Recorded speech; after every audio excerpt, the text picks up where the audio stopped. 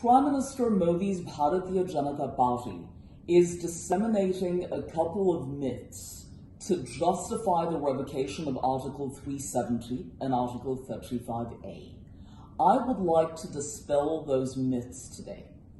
One of the stories being propagated by them is that Article 35A created gender inequity in Jammu and Kashmir, because according to that article, a state subject Kashmiri woman married to a non-state subject could not inherit properties in the state. But that is completely incorrect. In 2002, the High Court of Jammu and Kashmir made it very clear that even those Kashmiri women who were married to non-state subjects had the right to inherit parental and ancestral properties, and that was a right that no one could deprive them of. I've written about this in detail in my book, Islam, Women and Violence in Kashmir, which was published in India in 2009 and reprinted in the United States in 2010.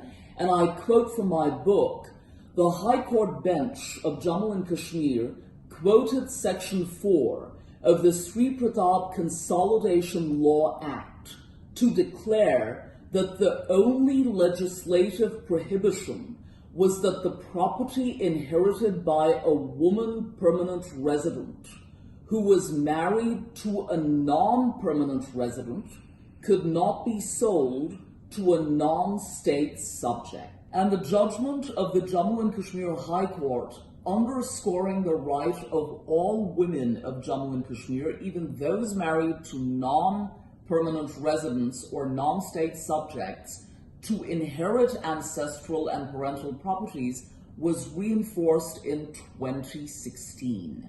So there was no gender inequity even while Articles 370 and 35A were in existence.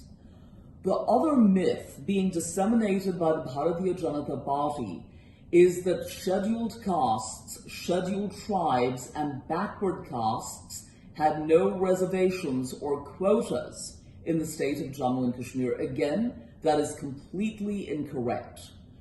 13 scheduled castes, 11 scheduled tribes, and backward castes, and the scheduled tribes include Gujars and Bakaras, have enjoyed reservations in the state of Jammu and Kashmir for a long time. And when I say reservations, I mean quotas in government jobs, quotas in educational institutions, quotas in administrative positions, civil service positions, and that has been since the late 1970s.